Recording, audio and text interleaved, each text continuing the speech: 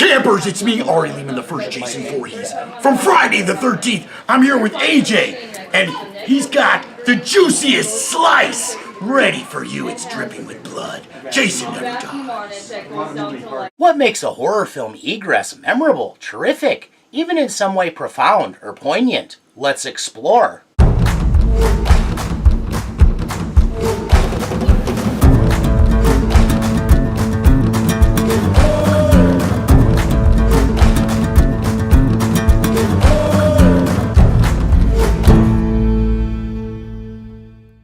Thanks for checking this out. If anything about it trips, tickles, or twerks your fancy, please like, subscribe, and share. Yes, yes. Without further ado... Here they come. We're getting close.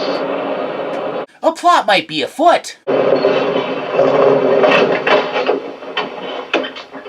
Let's call Ted. I'm sure Ted will have all the answers. Down an old dirt road for half a mile.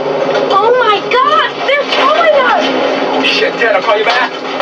Apparently, around here, they're a bit anal about the parking laws in this tiny fly-speck town in the middle of nowhere. This is my truck! I don't think he cares.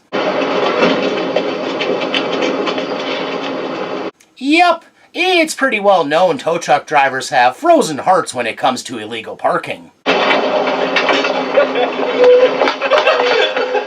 Welcome to God's country. There's no denying there's a real magnetism to Ted. He's the lovable prankster, the delightful scamp, the guy quick to make friends, or is it accomplices? Thanks, Max. Max owns the gas station. He's crazy too. I should have known. Right off, he's knowledgeable too. Camp Blood. This place is on the same lake as we're gonna be. Camp Blood? And knows when to let sleeping dogs lie. Hey, isn't that Let's get out of here, we're gonna be late. Can we take a look? No way. What's the problem? You wanna hear about it, man, believe me. Since how else do you plant seeds? A lurker set sights on him early, clearly a harbinger of his imminent undoing. Or is it?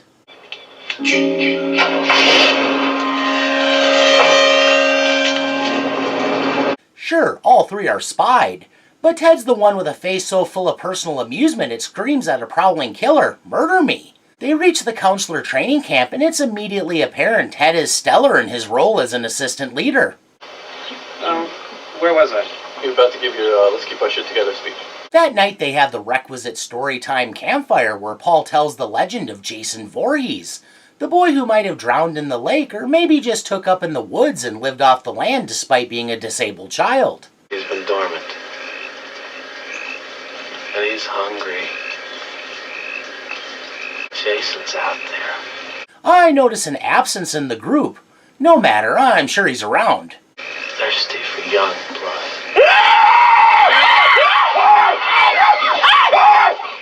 With the prank executed, the reveal shouldn't be a surprise. Hey, come back! Anyone else suspect Ted floated the idea of all this?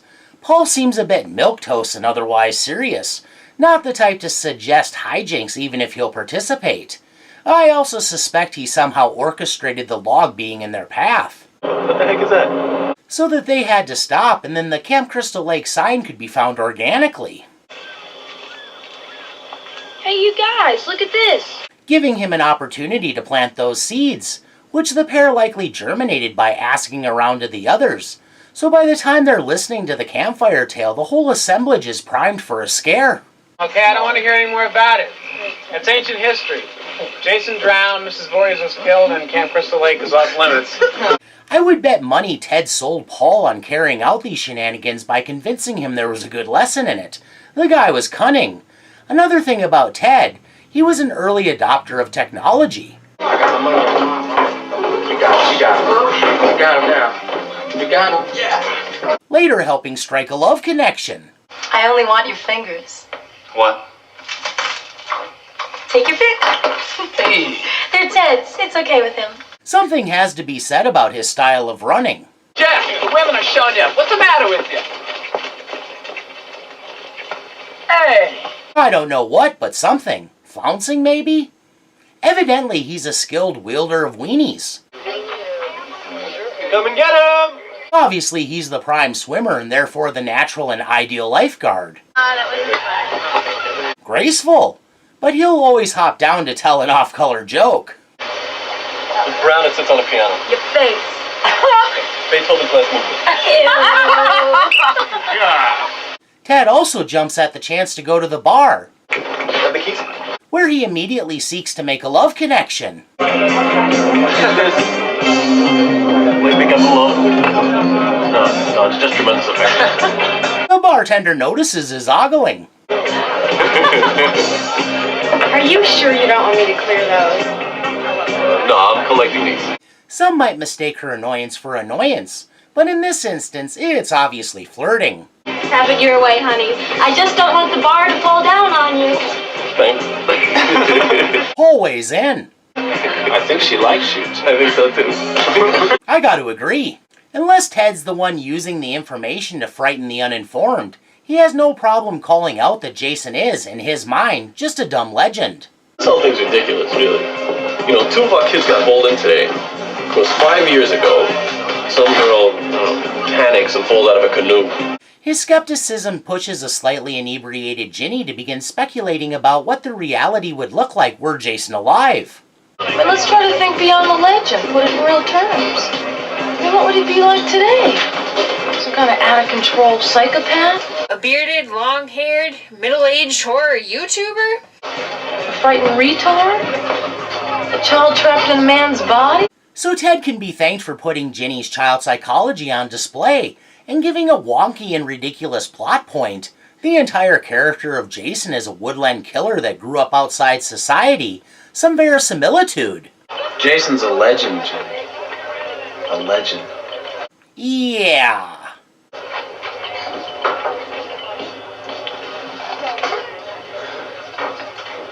Jason or no Jason, someone wasn't getting laid that night. Meanwhile, back at camp, Jason's slicing and dicing his way to infamy.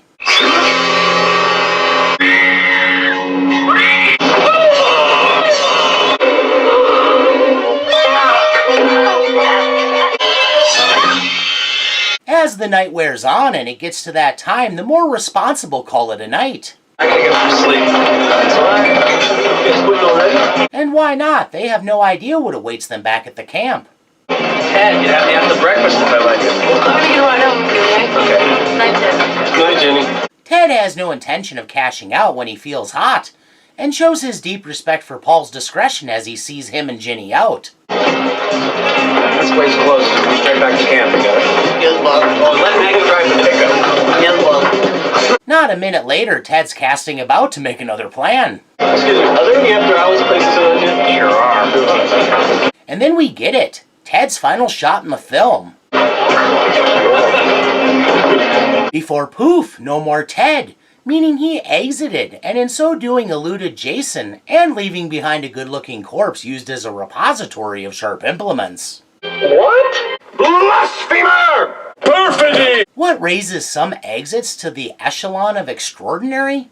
In this instance, Ted exiting the movie broke the tried-and-true horror rule that bad behavior will beyond a doubt lead to bad, often deadly consequences, and even demonstrated how doing the so-called right thing, the obedient thing, in this case returning to the camp while a massacre is underway, isn't always the best course of action, and there's something to be said about, at certain times, flouting authority. It's absurd. Paul laid down his expectations, but Ted was intent on keeping the good times rolling, and why not? He's an assistant at a counselor training camp, not training astronauts or medical personnel or air traffic controllers. The stakes are low. Even if he's hungover and dragging, it's not like he can't do his job. Far more nuanced than he has any right to be, Ted's a compelling guy, a curiosity.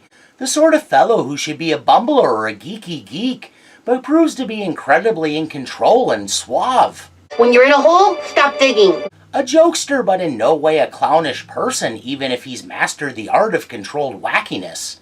A deep insight into his whole outlook on life. Ted took little seriously, as if he understood that if you don't treat life like a joke, the joke will be on you. So the bear wiped his ass with the rabbit. And was clearly always the life of the party as a result, The merry prankster and teller of jokes out to inspire laughs. A friend that will make you the center of a gag, but will make you laugh so much you inevitably forgive him for his bracing but ultimately lighthearted transgression. In the end, I'm happy that even though he cemented the smart-ass practical Joker character type in slasher films, which evolved into some jerky, unlikable characters, his exit wasn't the usual wringing of blood and shell-husking. You admit it! Oh! This could be termed a goof about, a lark, a little April Fool's-inspired Funhouse Mirror episode. This is asinine! It's also something to demonstrate not all the bad behavior in horror films leads to even worse badness, as in death by machete, axe, or some other sharp implement, since let's be honest, such strict mortality is rarely observed in reality. Murder rates aren't great no matter how low, but if everyone who played a prank, smoked a joint, or engaged in premarital sex were subject to murder, the current rate would skyrocket. Some things are just not meant to happen. Had fun-loving, goofball, sprightly Ted returned with Paul and Ginny to the camp, his odds of survival would have been staggeringly reduced, but then he might have donned the monster mask he scared everyone with, and befuddled Jason with their own version of the mirroring trick.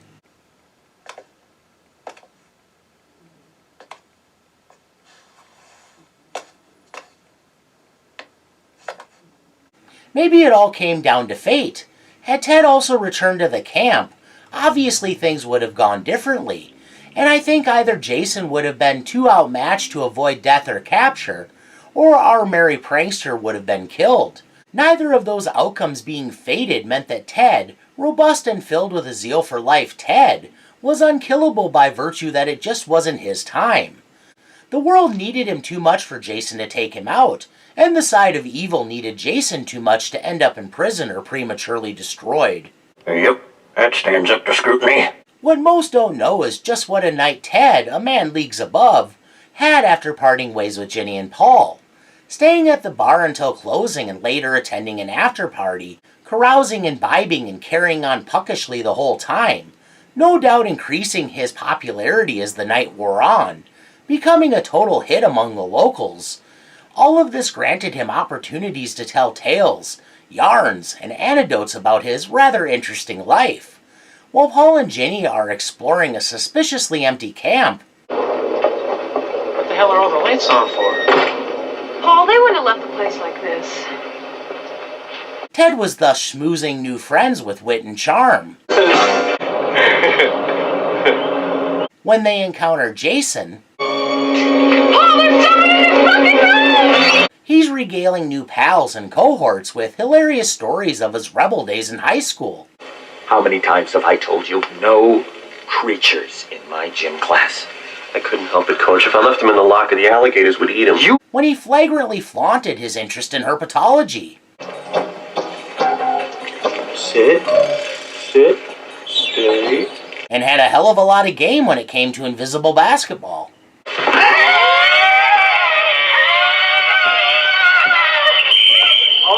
I have no explanation for anything else happening in that clip, as Ginny's doing her best to elude Jason.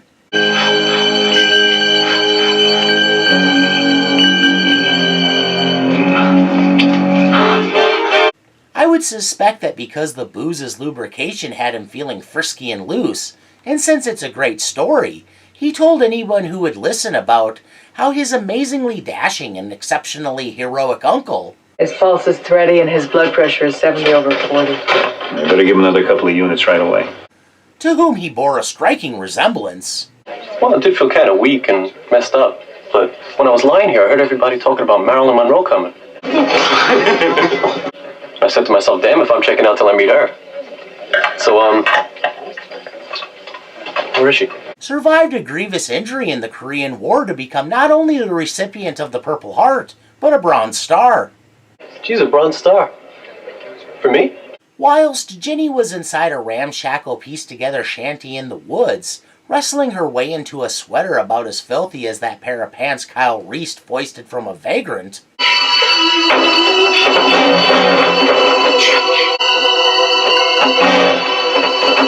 gussying herself up to look as much as possible like the most important and beautiful woman in Jason's life,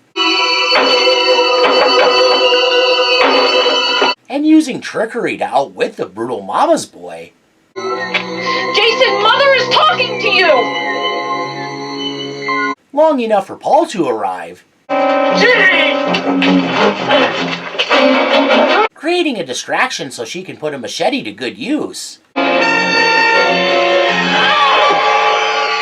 Ted would have had everyone eating out of his hands at the bar, leading to telling about how he once fell into a weird but stylish vampire cult. I remember when I met the Countess. The day she bit me was the sweetest day of my young life. And even slept in a personalized coffin.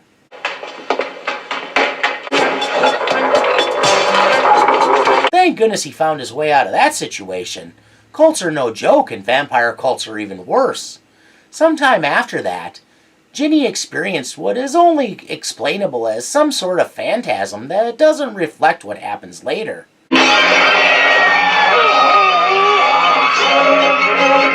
But hey, we got to see Jason's ugly mug, so who cares?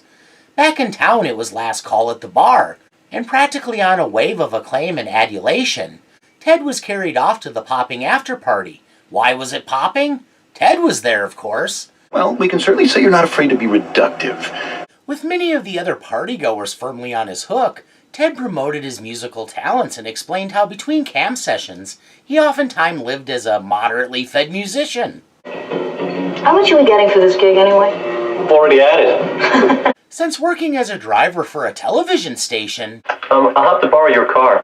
I totaled mine last week. Unfortunately happened to coincide with a daredevil period in his life's journey. Don't worry, I've learned not to let people goad me into racing. That was a lie, and therefore that job didn't work out. Much later, when the party had died down, and several had cleared out, making for a far more intimate experience, and when the drink had really settled into his cockles, Ted warmed enough to everybody to get a little more solemn with those left, and he had one of those dead drunk moments, and got real about some lesser-known darker facts. For instance, did you know he had an identical twin brother who grew up on the East Coast while Ted was raised on the West Coast? I suspect a Parent Trap situation. As long as you mean the Lindsay Lohan version. Naturally! Anyhow, Ted's brother fell in with a bad crowd.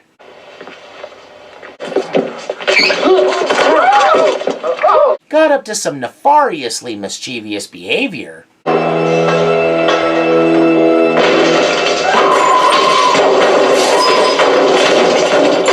Before all that went bad, it sort of looked like they were going to perform a musical number right out of Grease 3, even greasier. Oh, Lord. And at one of those crucial crossroads moments,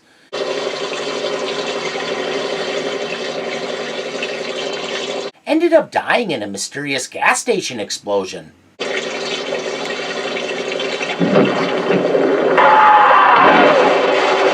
That remains unexplained to this day. Interestingly, because Ted's prom was in California, it took place on a beach. Oh, there you are.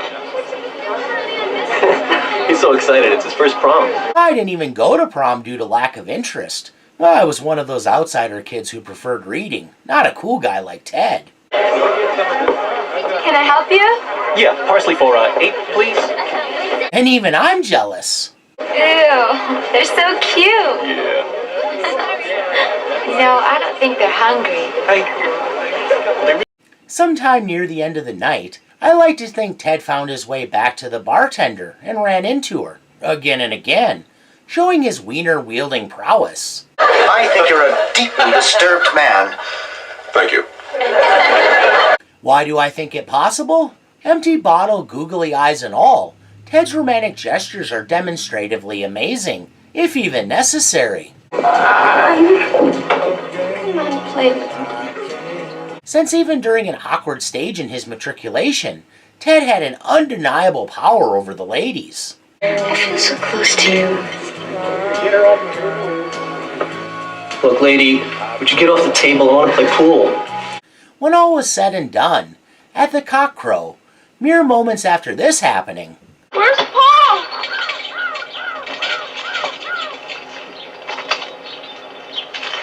Ted wandered back into camp only to learn of the horrific events he inadvertently evaded. Little known fact, Even though Ted avoided Jason and the massacre at the camp, the events had such a profound effect on him, he was left far from completely untouched, and ultimately went into forensic photography. Sheriff, I need to document these bruises. All right. Do you have to do this right now? Yeah, it'll just take a sec, don't worry. So he could help victims of violent crimes. Could you just turn your head, please? Thanks. And the other way, please? A real stand-up guy. I guess heroism just runs in his bloodline. Yeah, sure. The terrific actor Stu Charno played Ted, though he might take me saying he's terrific as an insult. Despite how good he was, sorry Stu, he ultimately left acting due to a discomfort with what he considered professional lying. Truth be told, acting was never his passion, music taking up that place in his heart. No matter what, he made quite an indelible mark during his years in front of the camera, and I for one always appreciate whenever he appears.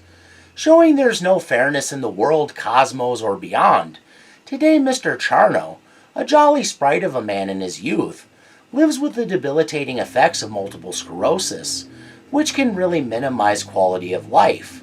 So any thoughts, prayers, and or healing you can send his way is much needed. I hope you enjoyed this little tribute to the man, and perhaps his most endearing role. This is great to see you guys. It's going to be just like old times. Yeah, that's what I'm afraid of. I hope and like to believe he at least has a good sense of humor about his career. Oh, sure. Well, I've about reached the end of the rope, so I won't leave you dangling. Thanks for humoring my ramblings. Please share any refutations, opinions, accusations, japes, or other ideas in the comments below. And please check out whatever I'm up to next time. Bye now! Bye, creepy man! Keep it creepy! He's a weird guy. This place is spooky. Good boy. You think so? I know I sound crazy,